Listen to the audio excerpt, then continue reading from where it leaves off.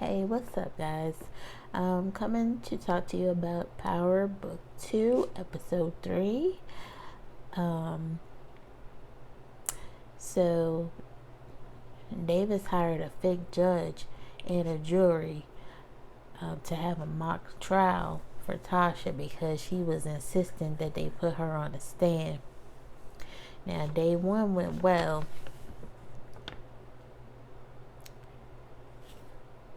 And it was funny because they gave her like this whole makeover with this new wig, which looked just like Tamika's wig. They looked just alike. I thought it was hilarious. And I'm like, all these years they finally gave her a new wig.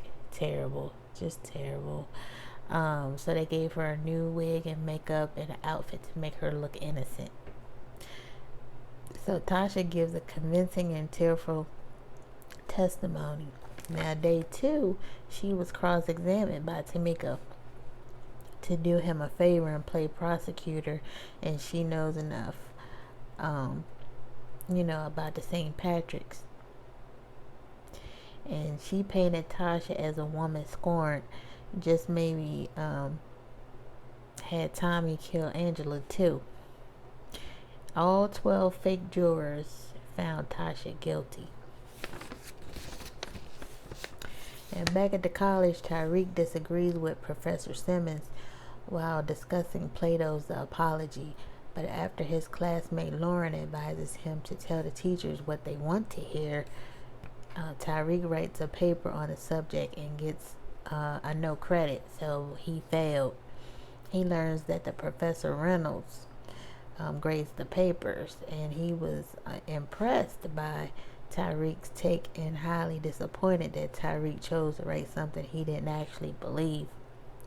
He didn't change the grade consequences for not using your own voice, and he got on him about that for, black men, need to use their voice.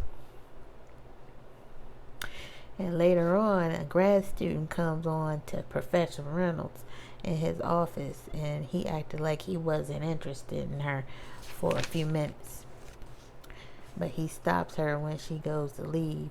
They wind up getting it on in his office. Now, Professor Carey is sitting at her desk in the office next door, and she hears all the bumping and grinding noises, and she knows what's going on when she gets up and leaves and slams the door.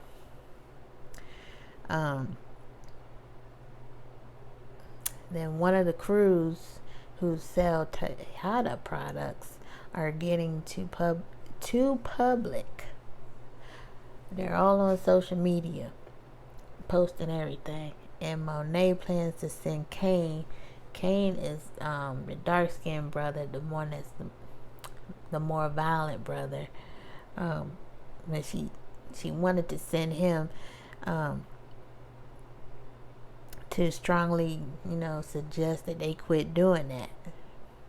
But in a call, Lorenzo tells her, Lorenzo is her husband, and he's in jail. He tells her to send Drew, the soft one, and Monet still has King follow his brother just in case something happens. And things escalate when Drew tells the head of the crew to stop it. And the head of the crew, he ended up taking a picture of Drew's jacket. So Drew slaps it out of his hand. Now Drew had a gun in his back pocket. So before he can do anything, Kane comes in shooting in the air. And then the cops are nearby. So when Kane and Drew left the building, the cops jumped out the car and started chasing him. But now Monet been sleeping with the one partner, Ramirez, so he draws his partner away from the boys so they can get home safely. So then the next day, Monet has a conjugal visit with Tejada. That's Lorenzo Tejada. And he still pretty much calls the shots in prison and at home. And I don't think she really liked that. Monet is mad when she finds out about the cop drama and starts to suspect Diana call her father to ask him to get her mom to let her go to college. She finds out Diana has her own burner phone and takes it and smashes it into the floor. And she's like, my house, my rules. She don't want that girl going to school for some reason. Okay.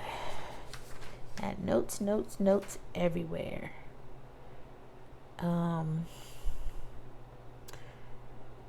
Notes.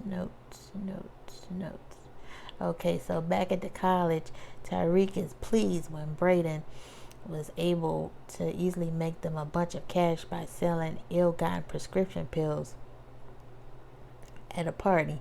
So he gets Zeke to get Monet to come to their dorm room so Tariq can have 5 minutes of her time.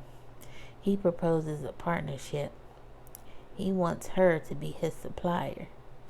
And he promises that he wouldn't tell nobody who she was and all that. She says that he'd have to move because he couldn't live with her nephew, and she don't want Zeke to be anywhere around, the drug business. So Tariq moves in with Braden, and it looks like he, has a new partnership with Braden.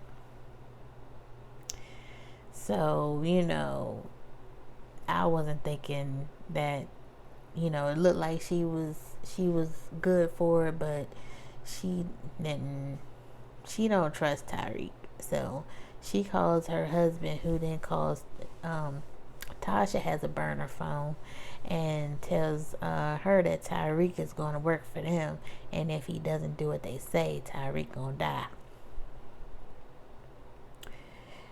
And so that was the end of that episode. It's a lot going on in this series. It's been so good so far. If you guys seen this episode, let me know down in the comments. And don't forget to like, comment, and subscribe. And I will see you guys next time.